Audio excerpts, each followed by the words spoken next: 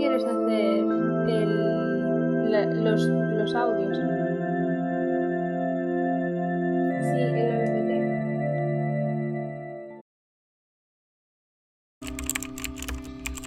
biblioteca.